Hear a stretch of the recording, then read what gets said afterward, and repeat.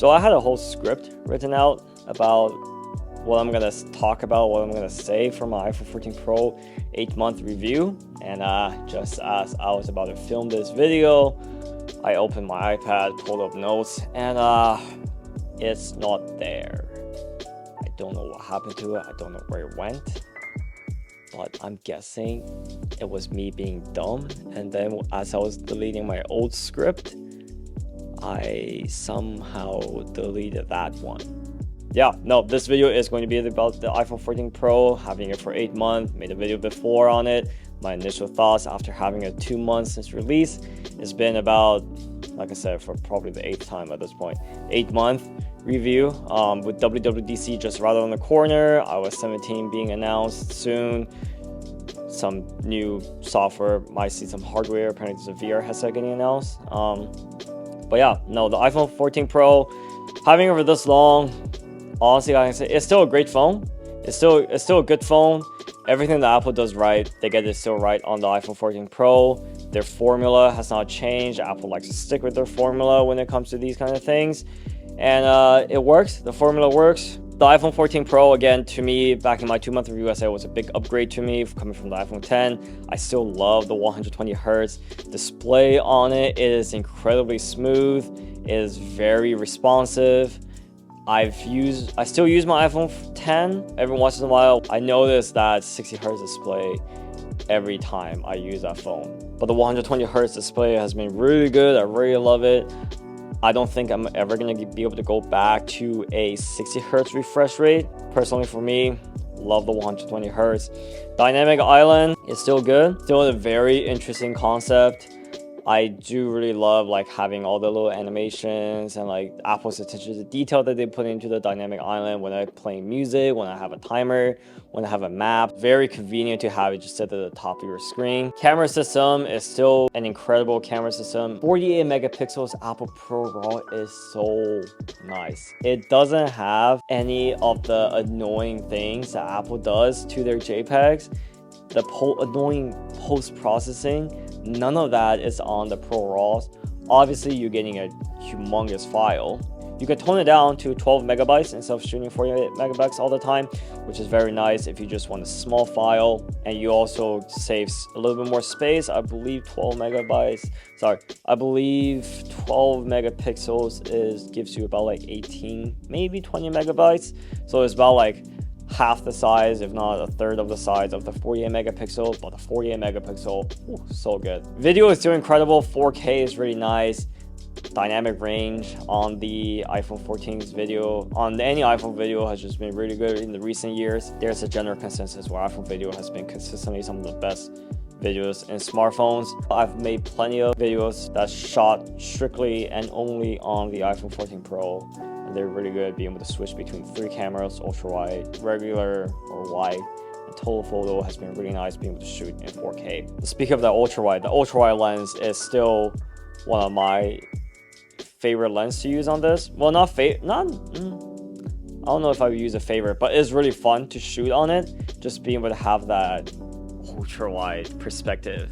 I bought the 15-35mm lens from my R6 Mark II just so I can, one vlog, but also have that ultra wide view for landscapes and stuff. I do wish sometimes that the ultra wide and the telephoto also has the same 48 megapixel sensors, but again, this is the first year Apple has switched from a 12 megapixels to 48 megapixels, so I can't ask for everything. Overall, user experience is still great. iOS is still iOS. An iPhone is still an iPhone. Now, using it for 8 months, what are some things I find annoying that pops up maybe once in a while, or even that annoys me on a day-to-day basis? Starting with the first one, the battery life. Oh my goodness. Apple's success with the battery life is similar to Microsoft's success with their Windows operating system. Windows 7 was great, Windows 8 was garbage, Windows 10 was great, no one ever uses Windows 11. iPhone has been the same. One battery is great, one's not that good, another is great, another one not that good. I think the 13 Pro and 13 Pro Max has some of the longest lasting battery in all smartphones. And then comes the iPhone 14 Pro series. This battery dies on me so fast nowadays. I have consistently run out of battery before the end of my day. Granted, I am a heavy user.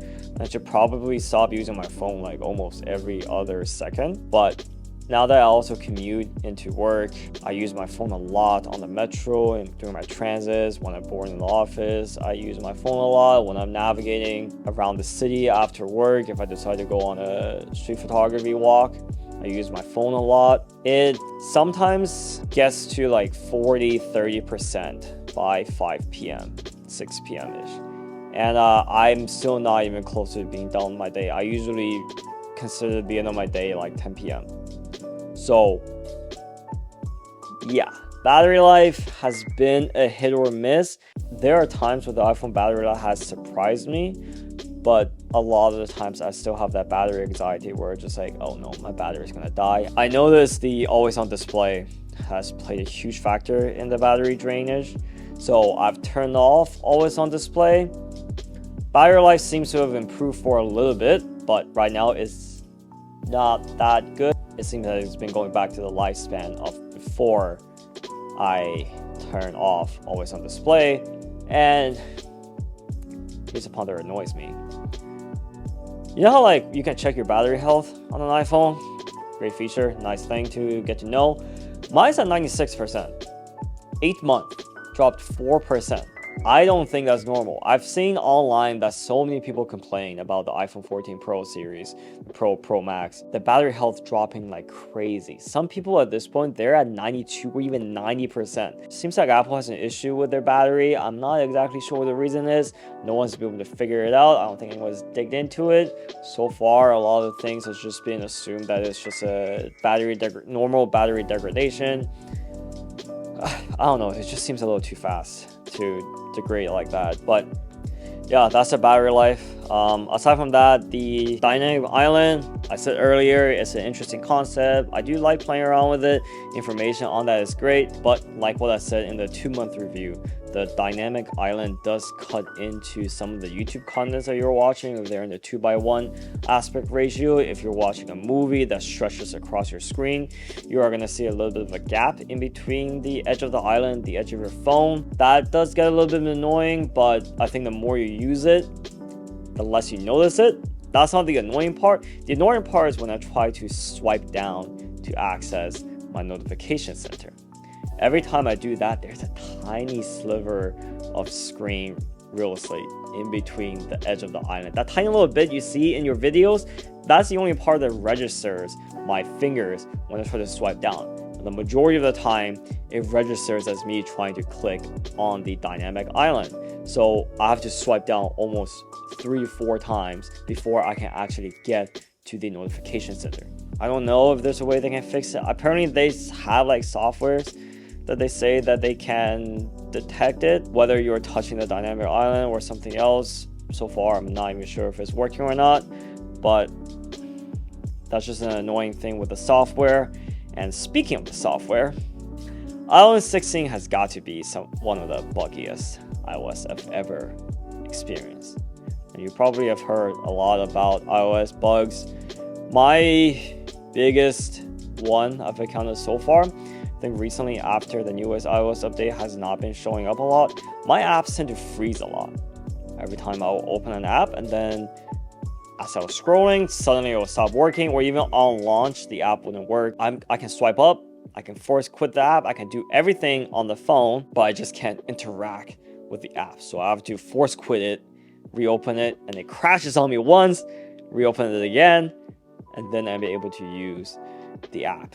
I've had another thing recently where my alarms don't work anymore in the morning. If you ever have your sleep focus mode turned on, focus modes are really great, just a side note. But if you ever have your sleep focus mode turned on and it shows you your alarm on the home screen, or sorry, on the lock screen, right under the time, it shows you your alarm, what time your alarm is set to.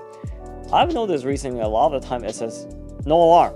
I click on it, open up the clock app on their alarm, there's my alarm for tomorrow morning. But for whatever reason on the lock screen, it consistently tells me that I don't have an alarm set up for the next day. And there are plenty of other times when my alarm doesn't even ring. double check the night before. There's my alarm on the lock screen. It shows up, let's say 8 a.m. Almost at 8 p.m. 8 a.m. Next morning, wake up, check the time. It is 9 a.m. And I was just like, what the heck happened to my alarm? So not having that kind of gets a little bit annoying. Let's move on to the last thing that really annoys me, and I think it annoys a lot of people that use the iPhone and buys an iPhone for this particular reason: the cameras.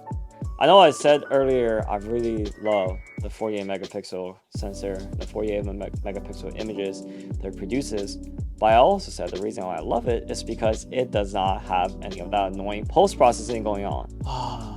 Apple, what are you doing with your post-processing, man? This past Sunday, I was at church, and after service, we were playing volleyball in the park nearby, and I was taking pictures with my phone. The dynamic range was great. HDR kicked in. I was able to get the sky, get details in the shadows, people were under the trees. Everything was great. The preview showed it really well. Click the shutter, click on the image. For a second, it showed what the image is supposed to look like before post-processing. Really nice. Then bang, post-processing kicked in, obliterating my highlights. The dynamic range, the sunset colors, all gone. The post-processing has got to be one of the most annoying things that Apple has done on their phone. Now granted, I do understand why this happens. It happened to Google when they moved from their 12 megapixel sensors on their phones to, I think, a 50 megapixel on the Pixel 6. And it's just because the sensor size, there's so much more details, there's so much more information, but the phone is still processing it as a 12 megapixel. It's trying to intelligently add in all those information that it thinks the picture needs. Marquez Brownlee, MKBHD, made a video about this, explaining in detail what the issue is going on with the iPhone videos. He mentioned the issue with the Pixels as well. Hopefully, with iOS 17 around the corner and with the new iPhone 15 coming out in September, that they tone it down a little bit, they take it easy on the post-processing. It's been 8 months, and so far Apple has not done that many changes to how the camera processes the images. I'm really hoping Apple fixes this annoying post-processing issue. Honestly, turn it off. You don't need it. Whatever the preview I saw on my phone before the post-processing kicked in, that picture was amazing. That was a great picture. It didn't need any work done to it. So yeah, let's hope they figure this out. Let's hope they fix it, because man, spending this much money on the phone with the flagship quality camera, but I hate the images. It's disappointing. It's sad.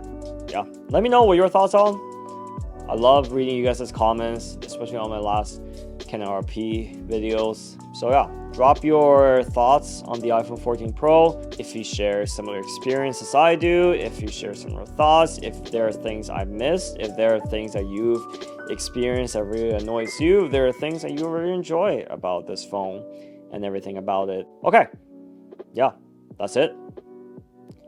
I'll see you in the next one. I'm gonna go to Shenandoah. This is so far. Can I still do my usual out thing? All right. Bye-bye. Sometimes I joke, like, if Apple changes all 3 cameras to 48 megapixels, so 3 48 megapixel sensors on there, I might consider upgrading. I need to make better financial decisions regarding that, because I don't want to spend that much money on another phone when I just spend this much money on this phone. But yeah, there was something else I was gonna say, but I don't remember.